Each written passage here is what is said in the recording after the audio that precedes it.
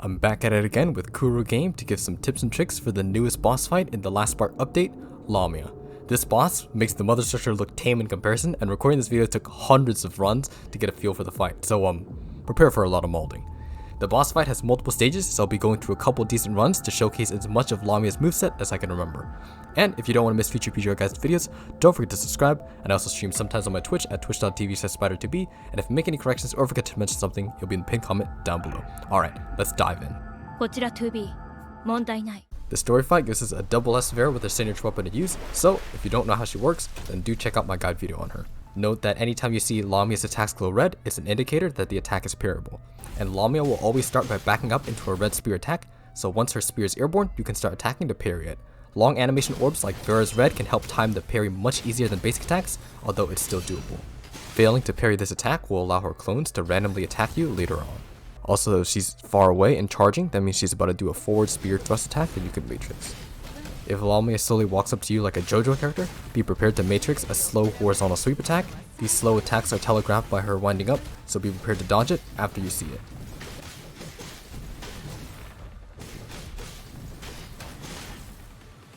She also has a spear pull that doesn't do damage, followed by an AoE ground slam, which does do a decent amount of damage, and if you dodge into it, you can matrix it.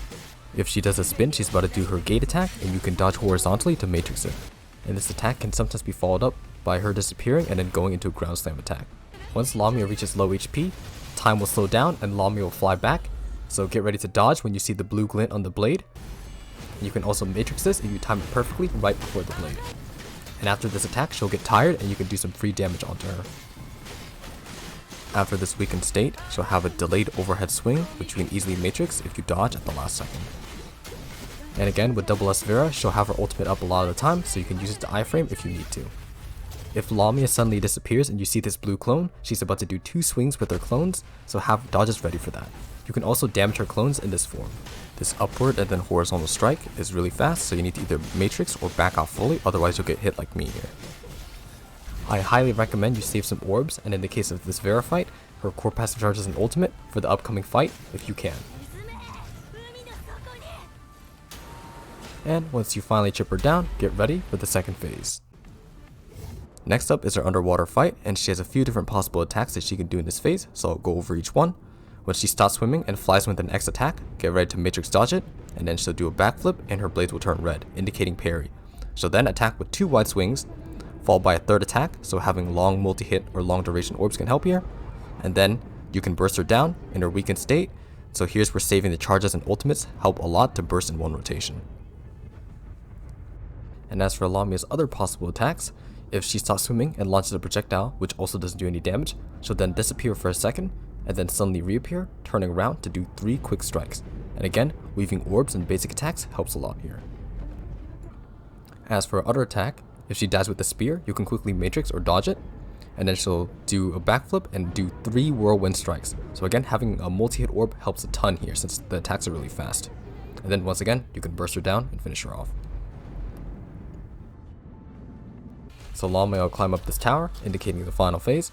She'll launch 5 red projectile spears, so get ready to parry them once you see the red glint. And the last one is usually an early hit window, so I like to use an orb to try to hit it. Then she'll do a dive attack, and then it's basically a repeat of phase 1. So same moveset here, just try to finish it off, and yeah, that's pretty much the boss. Again, this boss is a lot of mold, but as with any boss in PGR, it takes a lot of patience and practice. And at least the Lamia OST is an absolute banger. And some things to note here, Lamia won't be appearing in Norman, or at least not anytime soon, and she'll be eventually added to Pain Cage, but she won't have these parry mechanics. If there's any updates or corrections, I'll leave a pinned comment down below. If you have any questions, drop in the comments or ask our community Discord at discord.io/ajnaautomata, and I'll try to respond if I'm not busy. Subscribe so you don't miss future guides and videos, and if you find this video informative, drop a like, a dislike if you didn't.